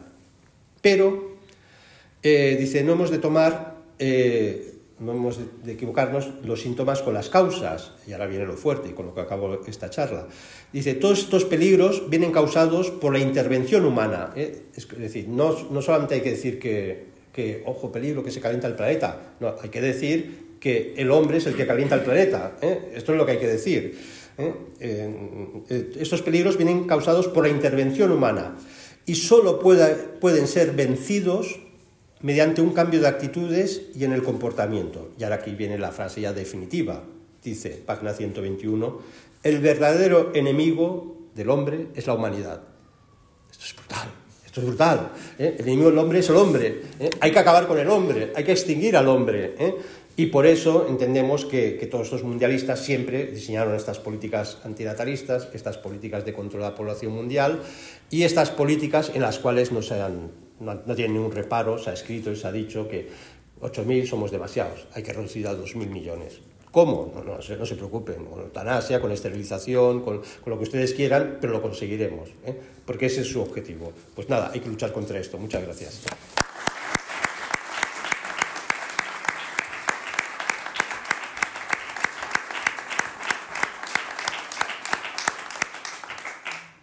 Bueno, vamos a abrir ahora un turno de preguntas. Lo que sí que rogaría, por favor, es que las intervenciones se ciñan a preguntas muy concretas que nos pueda contestar también Javier y no a tratar de impartir conferencias paralelas, ¿vale? Para así no tratar de eternizarnos. Si alguien quiere intervenir. Sí, Carlos. ¿Me levanto? Buenas tardes.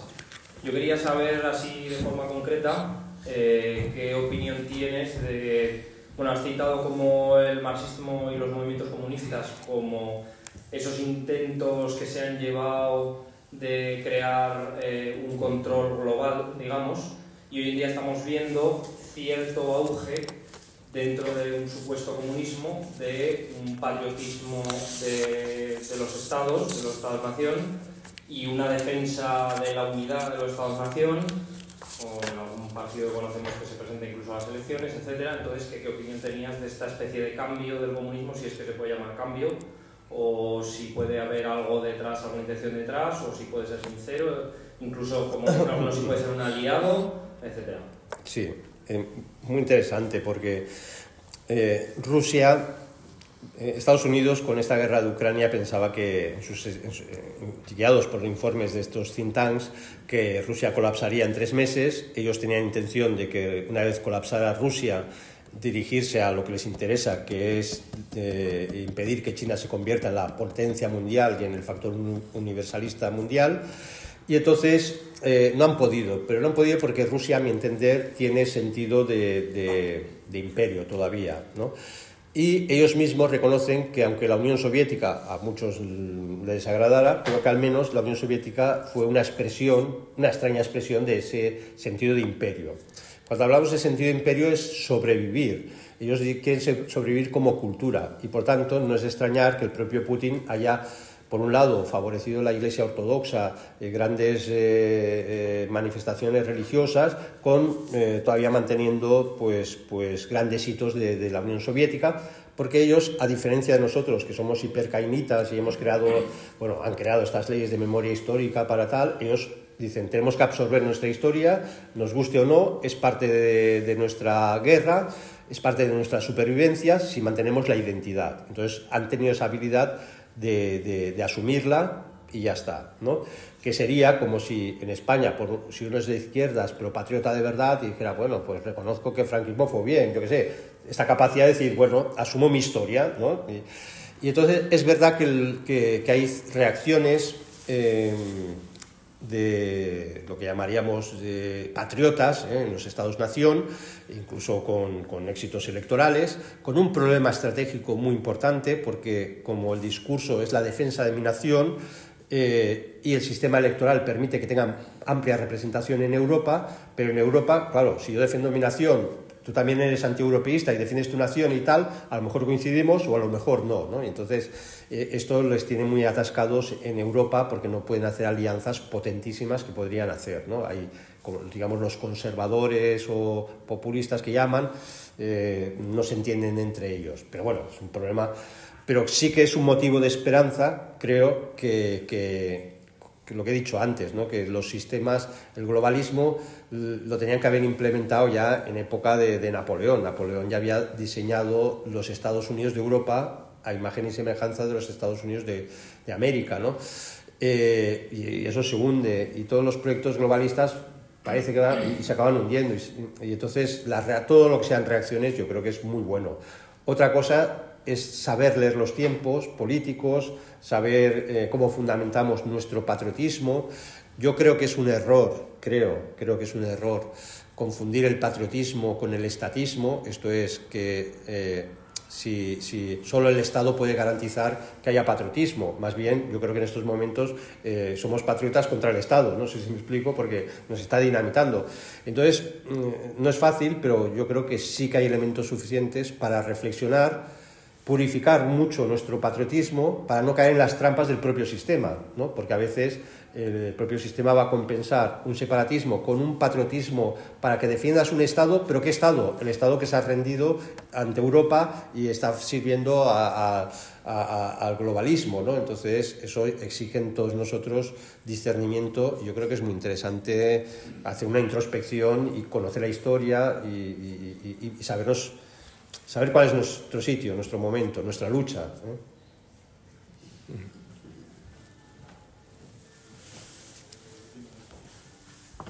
A ver, yo te quería hacer una pregunta. A mí hay una cosa que no acabo de entender, y es si ellos buscan la disminución de la población hasta llegar a esos 2.000 millones que tú has dicho, pero por otra parte lo que quieren es que la economía funcione. ¿No les interesaría que hubiera más gente en el mundo realmente? Sí, entiendo la objeción, pero ellos funcionan con otro esquema. Ellos piensan, primero, que si hay poblaciones, claro, se han encontrado que de repente la India ha superado a China en población.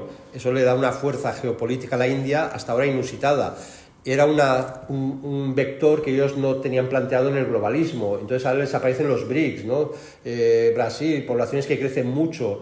Entonces, la asociación, mucha población, riqueza, la hacemos nosotros. La hacemos nosotros. Ellos parten de la idea que habrá una élite dominante, tiene que haber una masa productiva, pero una masa productiva controlable. Por lo tanto, no puede haber estados o fuerzas demográficas, geopolíticas, troncos poblacionales que ellos no puedan controlar, ¿no? Y entonces, como dato, yo siempre lo pongo, es muy sospechoso, ¿no? que ellos quieren tener el control geopolítico a todos los niveles, ¿no? Entonces, técnico lo van a tener, pero sobre todo alimentos, ¿no? Entonces el control de los alimentos lo quieren tener garantizado para una minoría. Me explico, todos sabemos quién es el mayor propietario en estos momentos de tierras en Estados Unidos, Bill Gates y compañía, ¿no? Lo cual es sospechoso, ¿no? Alguien que te dice que no hay que comer carne, ¿no? Pero el tío compra todo esto, o estos del Foro Davos que te dicen, no, en 2030 no tendrás nada y serás feliz. Sí, pero el que va comprando es este. Las grandes élites mundiales sospechan que cuando haya una reducción poblacional, claro que habrá una crisis económica previa, brutal, y entonces primero tienen que garantizarse la supervivencia. ¿Cómo lo están haciendo? Que tenemos datos. Lo están haciendo comprando las grandes extensiones del mundo de las tierras más fértiles, que están en el Cuerno de África, en las zonas patagónicas. Las élites mundiales, por cierto, Milei les ha abierto las puertas a la Patagonia a todos los judíos para comprar todas las tierras, y donde compran judíos tierras ¿ves? Y compra, porque seguro que es buen negocio. Y entonces, con eso y la guerra de Ucrania, curiosamente, lo que se está debatiendo en el Donbass, si uno conoce la Chemskrim, que se llama, son las tierras más ricas de todo el mundo, que atraviesan una parte de Rusia, todas las zonas del Donbass y parte de Ucrania. Todos hemos oído que Ucrania es el granero del mundo, o lo había sido, porque son las tierras más productivas y tal. Y por tanto, ellos quieren tener un control de la materia prima, de la economía básica de supervivencia ante una crisis, que es poder comer, y a partir de ahí, sabiendo que habrá incluso una regresión industrial, todo esto les importa tres pepinos. Ellos están mirando a 50, 100 años. Nosotros somos los que, por desgracia, estamos mirando si llegamos a final de mes. Ellos están mirando cómo las crisis que van a provocar a ellos no les van a afectar, ellos no van a pasar hambre y ellos tendrán el control, en caso de crisis, de lo más urgente que es la alimentación. ¿Por ahí algún otro? ¿Se me oye? Sí. Sí. El mundialismo parece que sigue unas mismas estrategias por todo el mundo, es decir, sigue los mismos protocolos. Y en ese sentido, aparte de ser millonarios, Jeff Bezos, Zuckerberg, Rockefeller, Rothschild, Soros, ¿llevan algún modelo de religión o algún modelo de social? Esa es la primera pregunta. La segunda pregunta es que si el tema de la pandemia COVID ha podido ser precisamente, como dice en ese libro, para crear miedo, prevención, muerte, etc. Y la tercera es... No me acordaré. Y la tercera es que si llevan más de 30 años desde que se escribió ese libro y otros libros y siguen teniendo las televisiones y todos los medios de comunicación, ¿cómo podemos hacer una batalla cultural contra el dinero digital, contra la identificación digital, etcétera, haciendo conferencias como esta? ¿Cuál sería una actitud más fuerte en contra de esas medidas? Empezamos una conferencia de 1 hora y se atrasen sus compromisos. No, voy a ser breve y creo que no me acuerdo ya ni de la primera. Bueno, la religión, ¿no?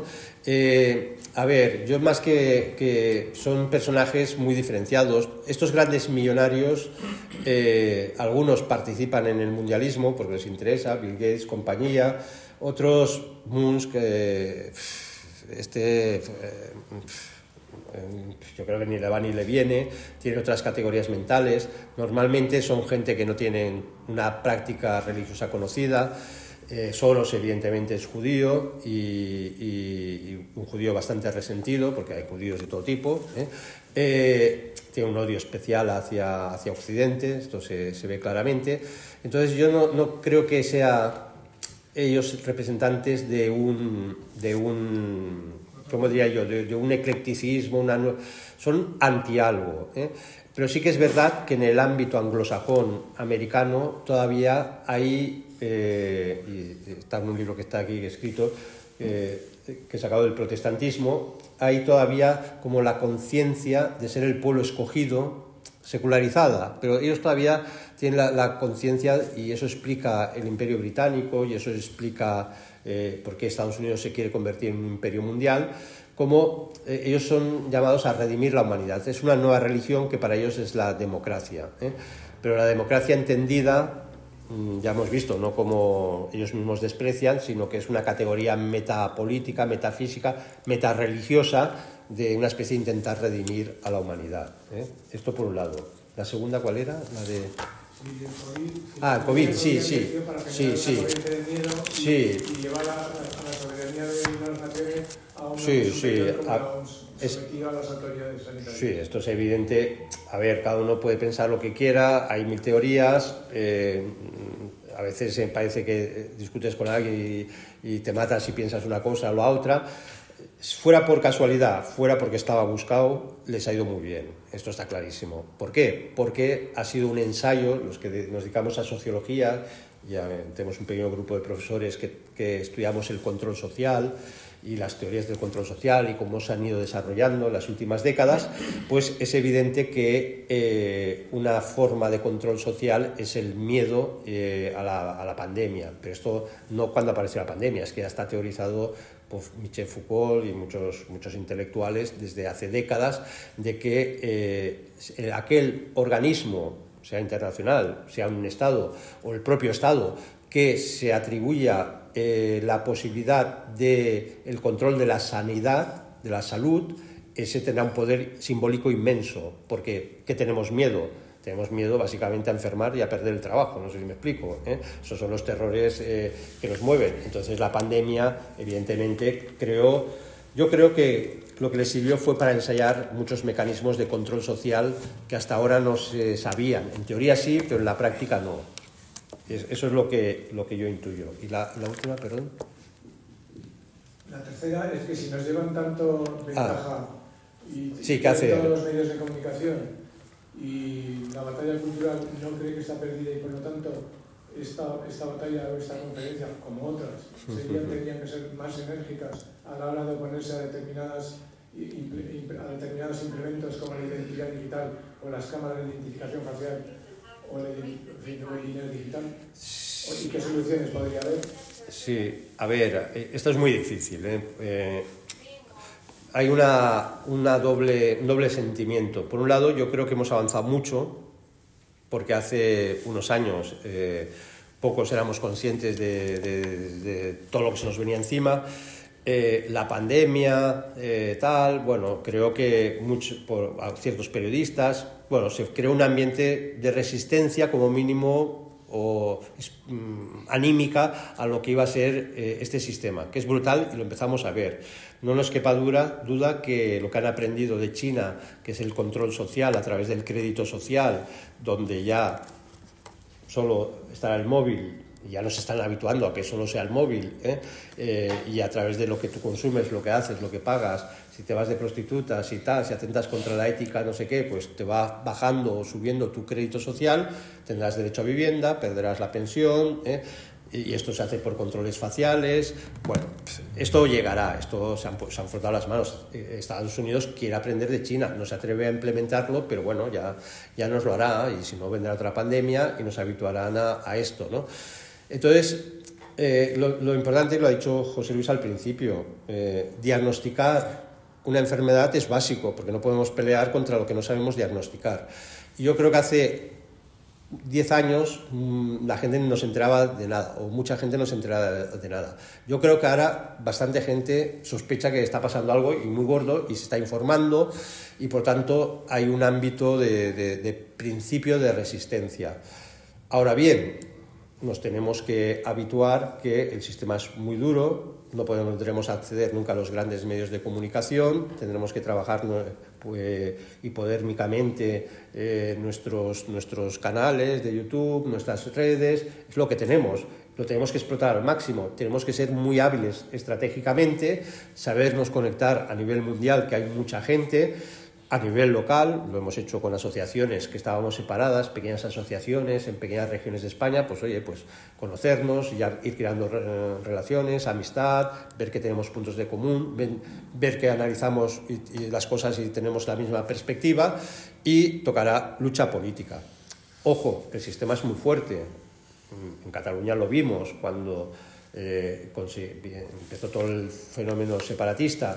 Empezamos, gentes como nosotros, a movilizar gente contra el separatismo, porque los partidos no se movían, ya lo daban por pactado todo y por vendido todo, ni el PP se movía, y empezamos nosotros a movernos, y cuando tras movilizaciones que eran prácticamente cada semana, que llegamos a sacar manifestaciones contra la Asamblea Nacional de Cataluña, contra la CUP, fuimos delante de la CUP, y cosa que nadie se había atrevido a hacer, ir delante a otra izquierda y acusarles de asesinos, ir a Esquerra Republicana y acusarles que en el 36 mataron a miles de personas, y cuando empezamos a movilizar miles de personas, de la noche a la mañana el Estado, bajo mano, pagó a una asociación, Sociedad Civil Catalana, le pagaba una media de 2,5 millones de euros para que controlara toda la disidencia contra el nacionalismo en Cataluña, patriótica, y la recondujera hábilmente al constitucionalismo del PP y del PSC, que evidentemente quien llevaba la estrategia era el PSC.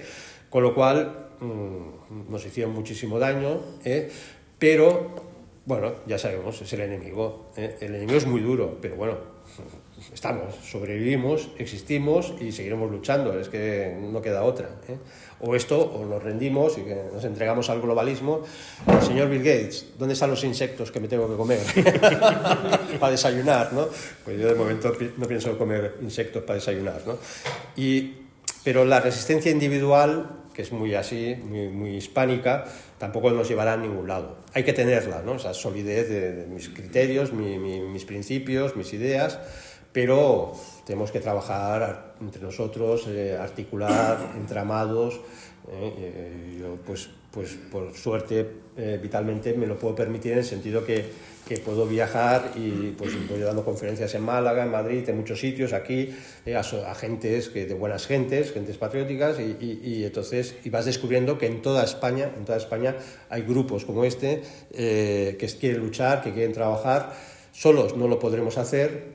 La única forma es tampoco estandarizarnos, es decir, ahora todos nos llamamos igual y somos iguales y nos disfrazamos igual. No, cada uno tiene su idiosincrasia, pero esto está haciendo, yo creo que mucho bien, ¿eh? Y es una brecha. Vamos a abrir brechas a este sistema. Es lo único que podemos. ¿Más cuestiones? Está él y luego vas.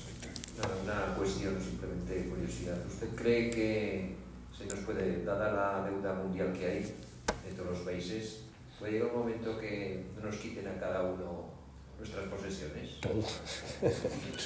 No tendrás nada y serás feliz, claro. Sí. Esta frase es evidente. Pero contesto un poquito. En estos momentos, la deuda, lo que se debe el mundo a sí mismo, en esta locura que se inició con la moneda fiat, ¿no? De que, bueno, como hemos prometido que la democracia es el mejor sistema posible, pues nos tiene que dar todos los servicios, estado de bienestar. ¿No se puede pagar? Pues emitiremos deuda pública.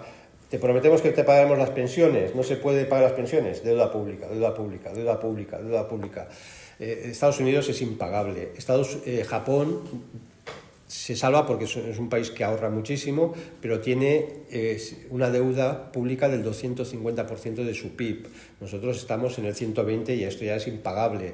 Estados Unidos está por el 400, 500, no sé, es tan brutal que no se puede ni calcular.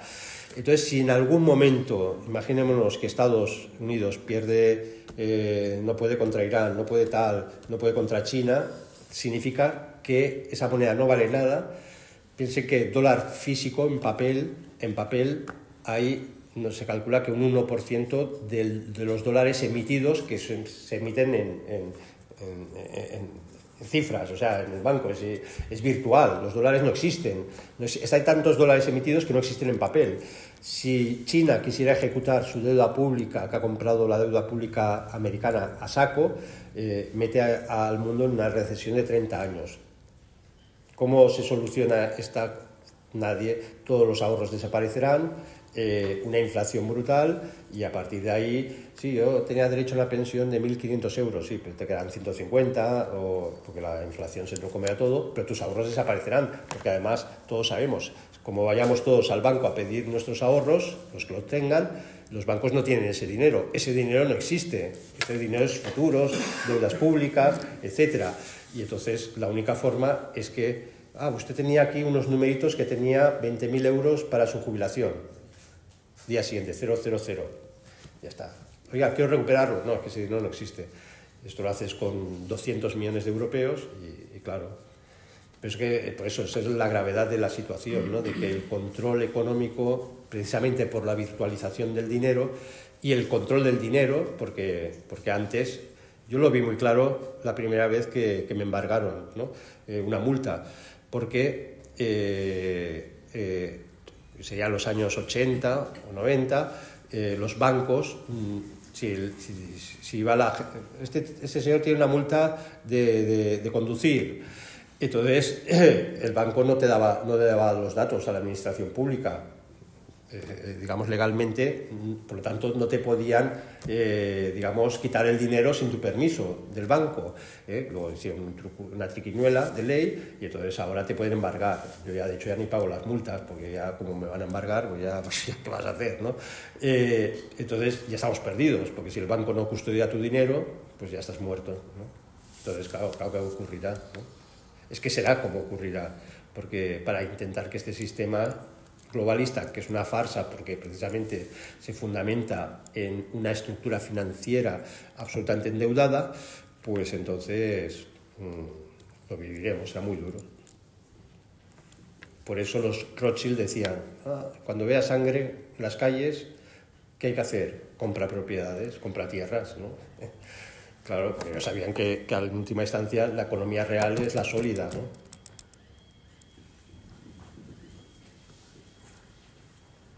Para mí hay dos historias. La parte que no nos han contado, que es toda la historia que nos han contado, para mí no es cierta, y la cierta, y la que así ha sucedido. Y la que sí ha sucedido es que todo lo que hemos estado escuchando aquí, se lo agradezco, muy bien fundamentado, es como la última ola. Como que la humanidad hemos sido siempre esclavos. No es una cosa que han pensado en 2 siglos, sino que esto viene y viene y viene. Solo que hay más oídos y ojos abiertos, más conciencia. Bien, ya está, esa es una parte. El Vaticano, no he oído hablar de él, que está ahora absolutamente con este Papa metido en lo mismo, pero ha estado siempre, desde esa historia no conocida. También decir, bueno, pues entonces, ¿qué hacemos aquí? Pues vamos como decía usted, ¿no? Vamos a dejarnos apresar. Pero también tenemos, por ejemplo, unas referencias, unos profetas, un Nostradamus, el último Papa, el Papa Negro, el Apocalipsis, como los cabalistas, no los sionistas, los cabalistas. El fin de los tiempos, pero que no es del mundo, sino de estos tiempos que estamos viviendo, que se les está acercando ya por sus calendarios. El Kali Yuga, es decir, que algo, o somos ahora esa semilla, esa levadura, y estamos en la levadura, en la masa que todavía no ha fermentado y todavía no se ha esponjado el pan, pero que ya está ahí. Sí, a ver, esto lo que he explicado uno lo puede hacer una lectura, una recepción desde unos parámetros humanos, políticos, y es verdad que los procesos globalistas han estado siempre, pero que en estas últimas décadas ha habido un acelerón, esto es evidente, pero ya lo intentaron la Primera Guerra Mundial, la Segunda Guerra Mundial, mucho antes, la Revolución Francesa, etcétera. O hacer una lectura también más espiritual, teológica, de final de los tiempos, que es legítimo hacerlo, más complicado. Es evidente que yo soy católico, profundamente católico, pero es evidente que Roma está más que despistada, no sé si me explico. Y entonces, ¿esto qué hace? Despista a mucha gente. El otro día, no sé por qué, me metí en la página del Vaticano y estaban las letanías típicas de toda la vida, de rezar el rosario, y entonces, de repente, habían metido en medio, había auxilio de los cristianos, y entonces de repente, consoladora de los afligidos, y de repente pone consoladora de los migrantes, y digo, toma ya, viva la Pepa, ¿no? Y la Pachamama, y no sé qué, y ¿esto qué hace? Pues hace mucho daño, porque ellos sí que tenían claro una cosa, esto lo tenían claro de siempre, Hemos de pensar que Roosevelt, porque se encuentra con el problema de la Segunda Guerra Mundial y tal, pero Estados Unidos, hasta Roosevelt, no envía un delegado, una especie de embajador a Roma, porque consideran que Roma es el anticristo, y porque por el alma protestante de Estados Unidos, ¿no? Y entonces ellos sabían que la última posibilidad de resistencia a su plan globalista era la Iglesia Católica, como ni siquiera viéndolo como en el plano sobrenatural, en el plano de organización humana, ¿no? Era la única, por las ideas, por la organización, A partir del Concilio Vaticano II, claro, que sea el declive. Claro. Entonces, a partir de lo que algunos llaman, más que Vaticano II, el Batacazo II, pues todo ese despiste que viene después, que es brutal, cristianos por el socialismo, no sé qué, bueno, cosas, iglesias vacías, curas obreros, comisiones obreras, todo. Pero ahora muchísimo más, lo que está impidiendo es que la Iglesia como Iglesia pueda ser una resistencia a este proceso, ¿no? Y entonces, todo lo contrario, parece que está cooperando. Entonces, esto duele mucho como católico, claro, evidentemente, lo cual no quita que hay que seguir pensando como se tiene que pensar. Entonces, no se puede hacer seguidismo porque un señor argentino le ha dado por decir tonterías, que las ha dicho y muchas, Es el Papa, se le respeta, pero tampoco puede violentar la conciencia de los que creemos por dónde van los tiros, ¿no? Es así de duro, pero los tiempos que nos han tocado vivir son tiempos muy duros, ¿no? De prueba espiritual para todos. Un par más, vamos ya mal de tiempo, Quería contestar con respecto a esto, si me dejáis. Hola, buenas tardes. Sí. Yo quería hacerle una pregunta referente a qué nivel todos sabemos que la Unión Europea es el centro del globalismo. Y yo me pregunto a veces por qué los alemanes no son tan globalistas y por qué los franceses no son tan globalistas. Y si los españoles, ya sabemos que el señor Pedro Sánchez, los Oro y tal, pero a la hora de tomar esas medidas en la Unión Europea, ¿qué contrapesos hay? ¿Qué políticas contra políticas al globalismo hay? Sí, yo no sé si los alemanes no son tan globalistas. Me explico, los alemanes tienen un problema, que perdieron la Segunda Guerra Mundial, les sometieron a un proceso de desnazificación, que eso significaba esterilizarles mentalmente para pensar la historia con otras categorías que no fuera la de los vencedores, ¿no? Y entonces ellos se sienten como deudores de los desastres que hizo el nazismo o el desastre de la Segunda Guerra Mundial, y entonces ellos hacen seguidismo de la Unión Europea como una especie de redención, hasta tal punto que todavía siguen pagando a Israel, que es un Estado que no existía en la Segunda Guerra Mundial, y se le está pagando por gastos de guerra, o sea que es absurdo política, legalmente y tal, pero esto solo es por esto, ¿no? Otra cosa es que franceses y alemanes tengan todavía un cierto sentido de lo que es su Estado, ¿no? Y entonces tienen que contrapesar. Entonces, una cosa tiene muy clara Alemania: el día que Europa le arrastre a su economía, ellos romperán el mercado común y crearán un micromercado que es con su zona de influencia, que es Polonia, Checoslovaquia, etcétera, que de hecho, esto es un dato que casi nadie sabe, pero Alemania no ha dejado de imprimir marcos. Se siguen imprimiendo marcos alemanes para que, si un día se rompiera Europa y se rompiera el euro, tener al día siguiente todos los bancos tendrán marcos. No sé si me explico, son muy previsores.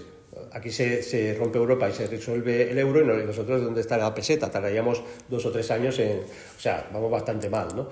Pero yo creo que ellos sí que son seguidismos del globalismo. Otra cosa es que Francia tiene su orgullo y quiere dirigir el globalismo y que no sean los ingleses. Esto es otra cosa, Entonces, por eso Macron, pero es que Francia está muerta. Francia demográficamente está muerta. Tiene una guerra civil latente dentro, racial y religiosa y cultural. La productividad en Francia se ha hundido. Bueno, en Francia podemos anunciar casi la muerte, y Alemania lo está notando, ¿no? Entonces, les queda como esos restos de que fueron los grandes estados, ¿no?, de Europa, y entonces quieren dirigir Europa, piensan que dirigen el globalismo a su medida, con sus complejos, con sus orgullos, Entonces, eso lleva, evidentemente, yo no creo que Europa sea el centro del globalismo, sigue siendo el eje Inglaterra, Gran Bretaña, Estados Unidos, el eje anglosajón. Porque, fíjense, un dato curioso: cuando Inglaterra abandona Europa, de repente, ¿qué es lo que ocurre? Ya se prepara la guerra Ucrania-Rusia.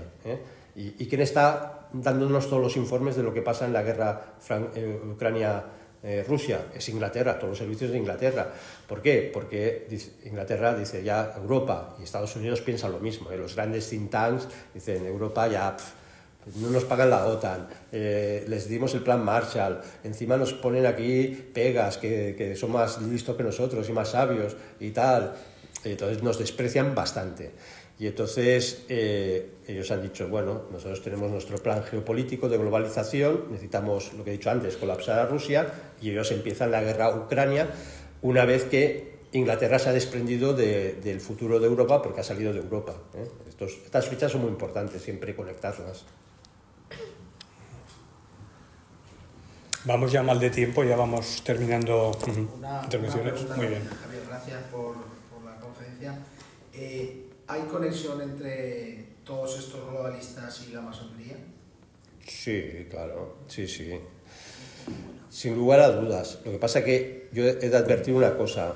Los poderes reales, que la masonería está muy implicada. Hemos de pensar que la segunda transición la prepara Rubalcaba antes de morir aquí en España y es el que provoca la abdicación de Juan Carlos II. La masonería en España precisamente se decide en una reunión de la orden de Templaria o de Calatrava, que se llama ahora, que es el día anterior de la reunión del Club Bilderberger, donde se le comunica a la reina Sofía que Juan Carlos tiene que dimitir. Y esto lo hace la masonería y se hace un pacto que se aceptará la continuidad de la monarquía porque consideran agotada la transición, con una condición, que Felipe VI acepte que la secularización total del Estado. ¿Eso qué implica? Que la ceremonia de juramento de la corona no habrá oficio religioso, cosa que no hubo, que ya no habrá funerales de Estado. ¿Se acuerdan que con la pandemia no hubo funeral de Estado, sino que hubo una cosa masónica y tal, y no sé cuántos, bueno, y toda una serie de puntos, que las infantas actuales no sean educadas en la religión católica, han sido llevados a colegios católicos, pero no se les ha impartido clases de religión, etcétera, etcétera. Esto lo digo por un lado porque la masonería está ahí, está a nivel europeo y está a nivel francés, es brutal, bueno, a todos los niveles. Pero ojo, vemos reportajes sobre la masonería de vez en cuando, y la masonería está creando una imagen ridícula de sí misma para que nadie atienda la importancia de la masonería, ¿no? Entonces, encuentro de los masones de Murcia, que es abogado, que es no sé qué, o que trabaja en una agencia inmobiliaria, y dices, te está dominando el mundo, y aparece ahí con el mandil, las fotos, y dices, esto es ridículo, ¿no? ¿Y esto para qué es? Para que los que queramos avisar que hay poderes ocultos, de repente va a ser estos, ¿no? Entonces han creado ellos su propia autoimagen de ridícula, ¿no? Y eso es lo que vamos viendo. Entonces hay que saber discernir que también la vieja masonería tiene que coordinarse con poderes brutales, con poderes, con estas nuevas fortunas, los Bill Gates, compañía, con las grandes corporaciones farmacéuticas mundiales, hay otros poderes fácticos, las grandes empresas armamentísticas. Entonces es una confabulación de poderes, pero ahí está, siempre ha estado y estará. Bueno, pues yo voy a hacer un poco de cohecho y trato de favor y voy a terminar la conferencia. ¿Cómo se llama? La pregunta no más una pregunta, es una reflexión. La cuestión es la siguiente. El globalismo creo que tiene una base protestantista, totalmente, y que el fin de la Iglesia Católica siempre ha sido la defensa del catolicismo como tal. El catolicismo significa universal, que puede ser un contrapunto a la globalización actual. Desde un punto de vista, vamos a ponerlo así, la Iglesia como tal hay que defenderla. No defendemos a los funcionarios eclesiásticos. O sea, no debemos de dejar de seguir estando en cofradías, en asociaciones de la Iglesia, e incluso si hay que ayudar a Cáritas con el dolor de nuestro corazón también. Porque si dejamos la Iglesia pasará como en el Estado. Si dejamos el Estado ya no será nuestro. Lo que ha pasado en Alemania nos lo han hecho nuestros hijos. ¿Cuántos de nuestros hijos conocen la historia de España? ¿Cómo se llama? ¿Qué está en la foto? Alberto. ¿Cuántos de nuestros hijos conocen lo que pasó en Sudamérica? En Hispanoamérica, señores, que no es Sudamérica, Hispanoamérica. ¿Cuántos saben de estos mundialistas? ¿Saben la verdadera historia de aquella reina que les hizo iguales a nosotros? pues si lo dejamos de pasar, nunca tendremos esa esperanza. Las asociaciones culturales son para eso. Y una asociación cultural puede tener mucha fuerza. Lo que está claro es que si solo somos 5, la fuerza de 5 no es la misma de 50. Y multiplicarlo exponencialmente. Simplemente es una reflexión. Bueno, pues antes de dar por finalizado el acto, agradeceros a todos la presencia, agradecerle una vez más también a Javier su absoluta disponibilidad y recordaos que tenemos también a la venta varios ejemplares de sus libros por si alguno estáis interesados. Muchísimas gracias a todos.